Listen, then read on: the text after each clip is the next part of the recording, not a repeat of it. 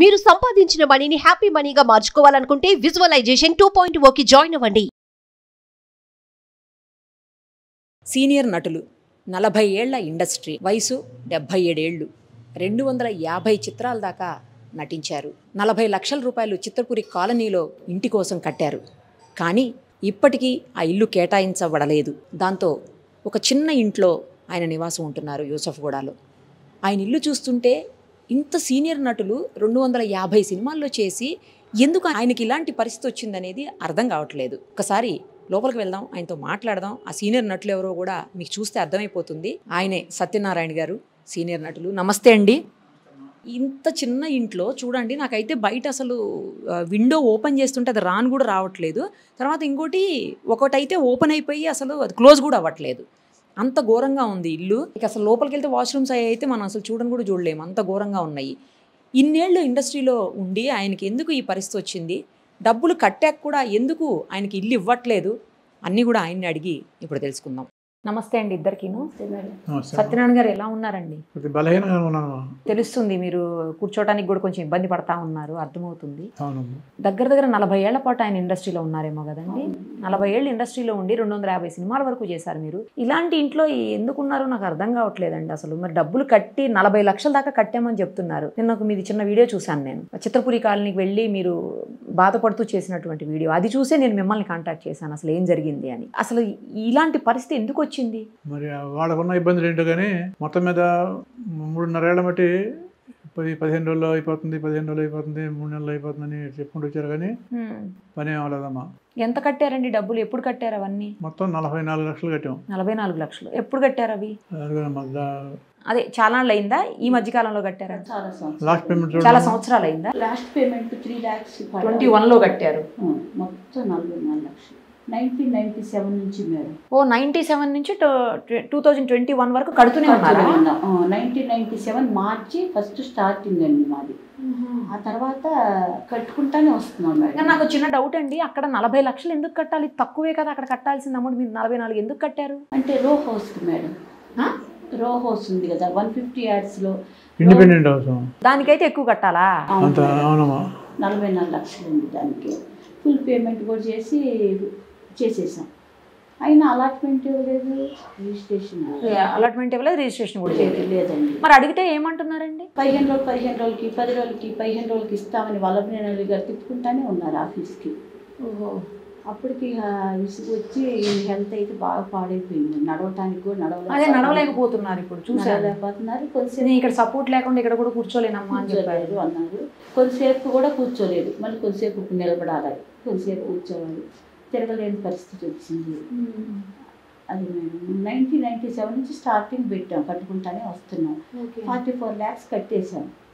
అసలైతే 25% కట్టగానే అలాట్మెంట్ ఇవ్వాలి మేడం.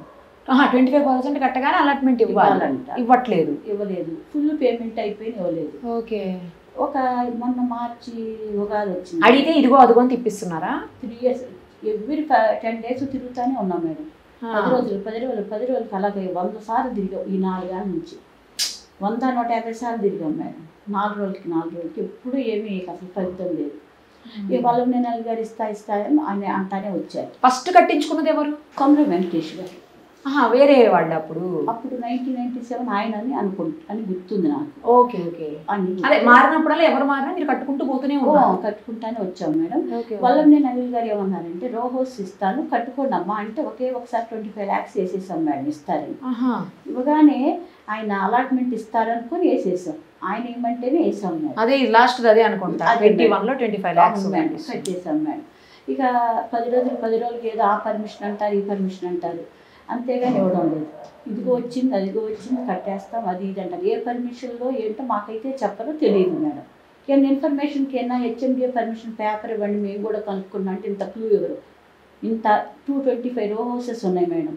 అవి ఒకసారి లిస్ట్ ఇవ్వంటే ఎవరు, మనకు అసలు ఏమీ తెలియనివ్వరు మేడం. సొసైటీ వాళ్ళు కొంత అడిగితే ఇవ్వాలి కదా, ఏ పేపర్లైనా. అవును, అంత డబ్బులు కట్టారు కదా మీరు. ఏ పేపర్ ఇవ్వరు, అసలు ఏది చెప్పరు. వాళ్ళు చెప్పిందే మనం నమ్మి 10 రోజులకి వచ్చేయాలి, తిరుగుతూ ఉండాలి అంతే. సరిగా మొన్న ఏం చేసాము, 2024 మార్చిలో అనుకుంటా పండగ వచ్చింది కదా, ఉగాది పండుగ మేడం. ఉగాది పండుగప్పుడు అమ్మ మీరు 72 రో హౌస్ తీసుకోవచ్చు, ఓకే అండర్ కన్స్ట్రక్షన్లో ఉంది, రూమ్లో సామాన్ వేసుకొని మెల్లగా మిగతా రూమ్లో చేసుకోండి అమ్మ ఎలా అన్నారు.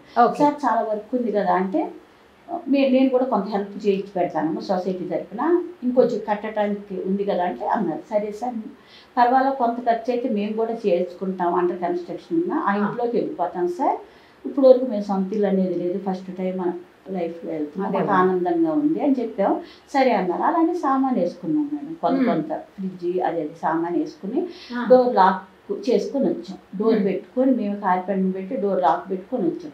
ఒక వారం తర్వాత చూస్తే ఆ డోర్ పడగొట్టేసేసి మహానంద రెడ్డి అని ఈసీ మెంబర్లు 11 మందిలో అతను కూడా ఉన్నాడండి. ఓకే, ఈ 11 మందిలో అతను ఈసీ మెంబర్ పగలగొట్టేసి తన తాళం పెట్టుకొని this land belongs to Mahananda Reddy అని పెట్టుకొని రాసుకొని వైట్ పేపర్లు అంటించి వచ్చేసాడు. తర్వాత మేము వెళ్ళి అడిగితే నాకు అలాట్మెంట్ అయింది అన్నారు. ఎప్పుడు అలాట్మెంట్ అయిందని వేరే అతను చెప్పడు ఎప్పుడైంది, వేరే వాళ్ళ ద్వారా ఎంక్వైరీ చేస్తే 2010లోనే అయింది అంట మేడం. అతనికి 2010లో అతను ఎంప్లాయీ మాత్రమేనంటండి. అతను ఈ 24 క్రాఫ్ట్స్లో లేడమ్మా, 24 క్రాఫ్ట్స్లో లేడు. ఓకే ఓకే లేడు. 2010లో ఆఫీస్లో వర్క్ ఏదో చేస్తున్నాడు ఎంప్లాయీ కానీ, అప్పుడు తీసేసుకున్నాడంట మేడం అలాట్మెంట్. ఆ అలాట్మెంటు అది తీసేస్తున్నారంట, ఇల్లీగల్ అలాట్మెంట్ అని. అతను అప్పుడు ఎంప్లాయీగా ఉన్నప్పుడు అలాట్మెంట్ చెల్లదని అది తీసేస్తున్నారంట. అది అసలు క్రిమినల్ యాక్షన్ అంట, అతని మీద తీసుకోవచ్చు అని చెప్పారు. స్టేషన్ రాయగఢ్ స్టేషన్లోకి వెళ్ళి కూడా చెప్పాం. పిఎస్లో కూడా కేసు పెట్టారా? చెప్పాం. అది చెప్తే 72 రో హౌస్ అది ఇల్లీగల్ అంటండి, అది అసలు క్రిమినల్ యాక్షన్ తీసుకోండి అతని మీద అని కూడా చెప్పామండి. అంతవరకు మరి ఆ మాట మీరు వెళ్ళి అనిల్ గారికి చెప్పలేదా ఇలా అయిందని? అనిల్ గారికి చెప్పాను. అప్పుడు ఏమన్నారు ఆయన? ఆయన ఏమనలేదు. ఇంకా ఆ తర్వాత 4-5 డేస్కి ఆయన లోపలికి వెళ్ళిపోయారు, అదే జైలుకి వెళ్ళిపోయారు. అనిల్ గారు వెళ్ళిపోయారు. ఆయన సరే అన్నాక అది 51 ఎంక్వైరీలో కూడా ఈ 11 మంది కానీ ఇంకో 9 మంది ఎవరు ఉన్నారంటే 20 మంది అలాట్మెంట్లు వేయన్నా క్యాన్సిలేషన్ చేయాలని 21 మంది 20 మంది ఉన్నారు కదా మేడం ముందు నుంచి ఉన్నాళ్ళు. ఇప్పుడు 20 మంది అలాట్మెంట్లు చెల్లవు, వీళ్ళకి ఏదన్నా ఉన్న ఇల్లు ఫ్లాట్ కానీ రో హౌస్ ఏదన్నా అలాట్మెంట్ ఉన్నా వీళ్ళకి చెల్లవు అని చెప్పేసింది అన్నారు మీరు కోర్టు వాళ్ళు. అందుకని మేము దాంట్లోకి ఉందామని అడిగాము అనిల్ గారిని. అడిగితే అమ్మ నేను ఇప్పుడు నేనేం చేయలేను, మొన్న రాత్రి ఫోన్లో అన్నారు నాతో ఏమవుదు, నేనేం చేయలేను, నాతో కాదు, నా వల్ల కాదు, మీరు ఇష్టం, మీరు ఏదైనా తిప్పబడండి అని అన్నారు. అందుకు మీరు బయటకు వచ్చారా? ఇప్పుడు వచ్చాము. 72 రో హౌస్ మరి మాకు ఇచ్చారు. మహానంద రెడ్డికి అది ఇల్లీగల్ కదా సార్, మేము కన్స్ట్రక్షన్ చేసుకొని ఉంటాము, ఈయన ఆరోగ్యం బాగా పడిపోయింది, నాది అతను మాత్రం ఉంది, పాపకు పెళ్లి చేయాలి, అది ఉంటేనే మేము పాప పెళ్లి చేయగలము, ఆధారం ఇదే, మేము ఏదైనా అయితే పాప బాబు ఇద్దరు ఇబ్బంది పడతారు, ఈ సంవత్సరం చేసేయాలి, 2 years నుంచి చెప్తున్నాము, అది ఇస్తే మేము అది కొంత మాకు ఉంటుంది, పాప పెళ్లి చేసేస్తాము అని అడుగుతుంటే 2 years నుంచి అలా అని చెప్తున్నారు. అలానే మేము మా అమ్మాయి పెళ్లి కూడా అలానే పోస్ట్పోన్ చేసుకుంటా 2 years నుంచి వచ్చాం. ఇక ఇప్పటికైనా కూడా ముందుకు వెళ్ళకపోతే ఇక అది అయ్యేటట్లేదని ముందుకు వెళ్తున్నాం మేము. మాది అసలు ఆర్థిక పరిస్థితి బాగా తక్కువగా ఉంది, పాప పెళ్లి చేయాలి, మెయిన్ అది ఉంది, మా ఆరోగ్యాలు బాగాలేదు, ఇద్దరే బాగాలేదు. కాదమ్మా, 40 ఏళ్ల పాటు ఇండస్ట్రీలో ఉన్నారు, 250 దాకా సినిమాలు చేశారు, ఎందుకని ఫైనాన్షియల్గా ఇంత తక్కువగా ఆర్థిక పరిస్థితి ఎందుకు బాగలేకుంది? అంటే అప్పట్లో తక్కువ వచ్చేదా, లేకపోతే వచ్చిన దాన్ని నిలబెట్టుకోలేకపోయిన పరిస్థితులు ఉన్నాయా, ఏంటి, ఏం జరిగింది? తక్కువ వచ్చాయి మేడం, తక్కువగానే వచ్చాయి, వచ్చిన దాన్ని కూడా కొంత నిలబెట్టుకోలేకపోయాము, అన్ని రకాలుగా అయిపోయింది. నిలబెట్టుకోవటం కూడా తక్కువ, అదే అమ్మా అదే నిలబెట్టుకోలేకపోయాము. ఎందుకంటే సినిమాల్లో చేస్తున్నారు, లేకపోతే అన్ని సినిమాలు చేశారంటే బాగా డబ్బు ఉంటుందని, తర్వాత ఫైనాన్షియల్గా బాగుంటారు, ఆర్థిక పరిస్థితి చాలా బాగుంటుంది, ఇలా అనుకుంటుంటారు కదా జనాలు బయట. అయితే మేడం కొంత పోగొట్టుకున్నాము, అదే మేడం పోగొట్టుకోవటం జరిగింది. సత్యనారాయణ గారు, మిమ్మల్ని శివ సత్యనారాయణ గారు అంటున్నారు, అసలు పేరు సత్యనారాయణ గారు అని విన్నాను. శివ సత్యనారాయణ గారిని ఎందుకంటారు? అసలు మీరు ఏ మూవీలో చేశారు ఫస్ట్? ఫస్ట్ ఏంటో నాగార్జున గారి ఫస్ట్ ఫిలిం విక్రమ్, అది ఆయనకి కూడా ఫస్ట్ ఫిల్మ్ ఆయన మూవీ కూడా అనుకుంటా. దాంట్లో పెళ్లి కొడుకు వేషం ఇచ్చారమ్మా. ఓకే. ఆ తర్వాత 3 ఏళ్ళకి శివ సినిమా తీశారు. శివ సినిమాలో కూడా మంచి మంచి వేషం ఇచ్చారు అనమాట. దాంట్లో గుర్తింపు వచ్చింది. అప్పటి నుంచి సత్యనారాయణ శివ సత్యనారాయణగా మారిపోయింది. ఇంకెవరితో చేశారండి నాగార్జున గారితో? ఇంకా పవన్ కళ్యాణ్ గారితో ఏ మూవీలో చేశారు పవన్ గారితో? తమ్ముడు సినిమాలో బాక్సింగ్ ఉంటుంది. అవును, చుట్టూ జనం ఉంటారు. ఆ బాక్సింగ్ చేస్తున్న ఇద్దరి మధ్యలో రిఫరీ వేషం. దేవుళ్ళు సినిమాలో కోటి రామకృష్ణ గారు అందరి బంధువయ్య భద్రాచల రామయ్య అనే పాట ఉంది. అవును, దాంట్లో రాజేంద్ర ప్రసాద్ గారు మధ్య మధ్యలో ఆంజనేయ స్వామిగా మారిపోతారు. ఆ ఆంజనేయ స్వామి వేషం నాతో వేయించారు కోటి రామకృష్ణ గారు. మొత్తం మీద కొంచెం ఎంతో కొంత గుర్తింపు ఉన్నాయి. 182 సినిమాలు ఉన్నాయి. అవి కాకుండా ఇంకెన్నో ఉన్నాయమ్మా. ఇంకా ఏ ఏ హీరోలతో చేశారు చెప్పండి? చిరంజీవి గారితో 3 పిక్చర్లు. ఏమేం చేశారు చిరంజీవి గారితో? ప్రతిబంధ్ ఆయన ఫస్ట్ ఫిల్మ్ హిందీలో. దాంట్లో 7 లీటర్లు పెట్రోల్ తాగుతాడు ఆయన. దానికి ఎక్స్ప్రెషన్ బాగా రావడం కోసం ఊపిరి బిగబెట్టి చేస్తుంటే మరీ అంత ఎక్కువ మాకు ప్రాణానికి ఇబ్బంది అవుతుంది అని సజెషన్ ఇచ్చారు ఆయన. స్టువర్ట్పురం పోలీస్ స్టేషన్ ఇంకో సినిమా ఉందమ్మా. మెంటల్ హాస్పిటల్లో పేషెంట్లలో ఒక పేషెంట్గా. వెంకటేష్ బాబు పిక్చర్లు ఎక్కువ. ఏమేం చేశారు ఆయనతో? ధర్మచక్రం, శత్రువు. దాంట్లో ఎక్కువ రౌడీ వేషాలమ్మా. ఇంకెవరితో చేశారు? బాలకృష్ణ గారితో చేశారా? ఒకటే సినిమా. ఏం సినిమా? తల్లిదండ్రులు. ఇంకోటి ఎన్టీఆర్ కథానాయకుడి సినిమాలో సిఎస్ఆర్ ఆంజనేయుల వేషం. పెద్ద ఆయన మూవీలో చేశారా? బాలకృష్ణ గారి హీరో కదా, కథానాయకుడా? పెద్ద ఆయన స్టోరీని తీశారు. ఓకే ఓకే, అర్థమైంది. ఇంకెవరితో చేశారు? చాలా మంది చేశాను. మహేష్ బాబు గారితో, జూనియర్ ఎన్టీఆర్ తో ఇవన్నీ చేశారా? అవి చేయలేదు. రాజకుమారుడు చేశారా? జూనియర్ ఎన్టీఆర్ తో స్టూడెంట్ నెంబర్ 1. అన్ని హిట్ మూవీలే చేశారు మీరు మొత్తానికి. మీరు చెప్తూనే మొత్తం సూపర్ డూపర్ హిట్ అయినటువంటి మూవీస్ కదండి. చాలా మంచి మంచి మూవీస్ అవన్నీ. ఇంకెవరితో చేశారు?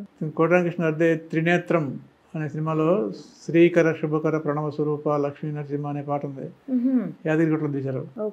దాంట్లో కూడా ద్వారపాలకుడు ఆంజనేయుడు అన్నప్పుడు ఆంజనేయ స్వామిగా నన్నే పెట్టారు. ఆంజనేయ స్వామిగా ఫస్ట్ ఫిల్ము జగపతి వాళ్ళ భలే బుల్లుడు. జగపతి బాబు వాళ్ళ నాన్నగారు నా మిసెస్ కు మేనమామ. జగపతి బాబు గారితో కూడా చేశారా? అది భలే బుల్లుడేమో. ఫస్ట్ ఆంజనేయ స్వామి వేషం ఇచ్చిన వాళ్ళే. రామ్ చరణ్ గారితో, అల్లు అర్జున్ గారితో వీళ్ళతో చేశారా? చేయలేదా? రామ్ చరణ్ గారితో రీసెంట్ గా గేమ్ చేంజర్ లో 2 days చేశాను. అదే లాస్ట్ మూవీయా? అదే లాస్ట్. చాలా పెద్ద పెద్ద వాళ్ళతో పెద్ద పెద్ద మూవీస్ లో చేశారు మీరు. అవును, భాగ్యం కలిగింది. కానీ అవన్నీ వింటుంటే అది ఎంత హ్యాపీగా అనిపిస్తుందో, ఇమ్మీడియట్ గా ఇది తెలిస్తే బాధ అనిపిస్తోందండి మీ విషయం. నమ్మకం ఉందమ్మా, సాధ్యం అవుతుంది, సక్సెస్ అవుతుందని. అక్కడ దాకా వెళ్ళి డబ్బులు కట్టి ఎంత ఇబ్బందులు పడుతున్నారు మీరు. ఇలాంటి ఇంట్లో ఉంటున్నారు, అన్ని మూవీస్లో చేసి, అంటే ఏదో చిన్న ఎక్కడో కొంచెం బాధగా అనిపిస్తోంది.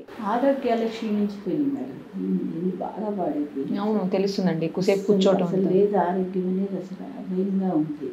ఇప్పుడు మరి ఏం చేద్దాం అనుకుంటున్నారమ్మా? అదే మేడం, 72 row హౌస్ మాకు ఇస్తే కన్స్ట్రక్షన్ చేయించుకోవాల్సిన పని ఉంది మేడం. సగమే అయింది, ఇంకో సగం మేమే చేయించుకొని వాళ్ళు చేసి ఇచ్చిన సొసైటీ వాళ్ళు పర్వాలేదు. కానీ ఇప్పుడు సొసైటీ వాళ్ళు ఎవరు లేరు, ఎలానో మేమే చేయించుకుంటాము. దాని అలాట్మెంట్ రిజిస్ట్రేషన్ చేయించుకుని వేడు. అది ఎవరు చేయించాలి అసలు? అయితే 5 men కమిటీ అని ఎవరు ఉంటారు మేడం. ముగ్గురేమో, 2 గవర్నమెంట్ చేస్తారు. IAS ఒకరు, DCO గారు ఒకరు, మన వాళ్ళు సినిమా వాళ్ళు ఒక మధుసూదన్ గారు ఒకరు, అనిల్ గారు, ఎవరు ఉన్నారు 5వ వాళ్ళు, 5 చేయాలి. కానీ ఇప్పుడు మరి ఈ మధ్య కోర్టులు కేసులు వీడైంది కదా, ఎవరికన్నా మార్చారో తెలియదు మేడం. 5 men కమిటీ చేస్తుందా, లేకపోతే ఇంకెవరన్నా అదాకి తీసుకున్నారా తెలియదు.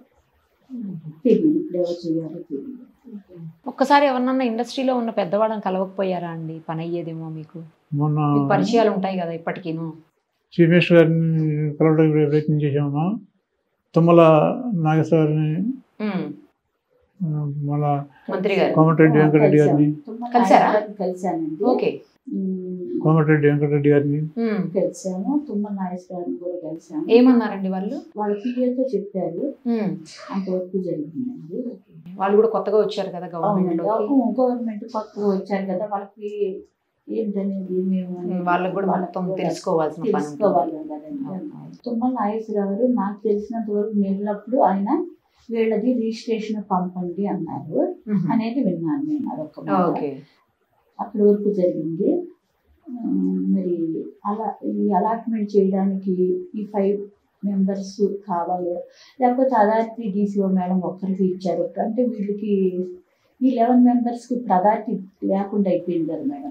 క్రిమినల్ కేసులు ఓన్లీ DCO మేడం చేసి రిజిస్ట్రేషన్ కూడా DCO మేడం చేయొచ్చు అనేసి రిజిస్ట్రార్ గారు చెప్పారు.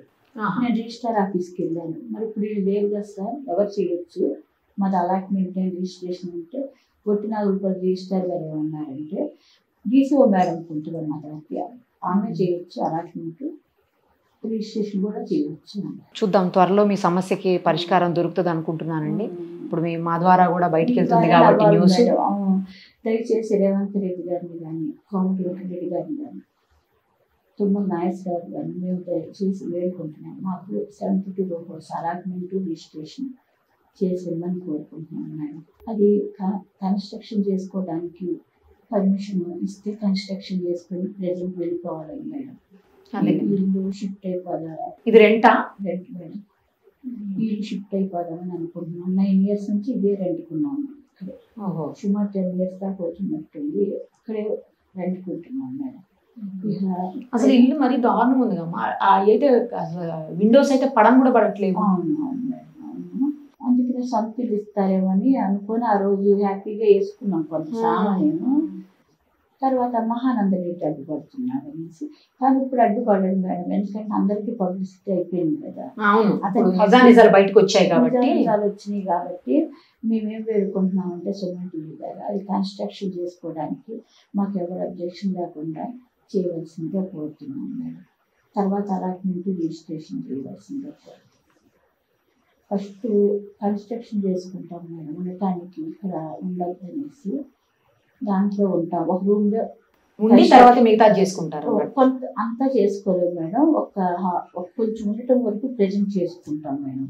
హాల్ ఒకటి, ఒక బెడ్రూమ్, హాల్, అలా బాత్రూమ్, కిచెన్, ఇక అంతవరకు చేసుకొని ఉండిపోదామని మేడం ఆ ఇంట్లో. అదే తర్వాత కన్స్ట్రక్షన్ ఏదైనా తర్వాత తీసుకోవచ్చాను మేడం.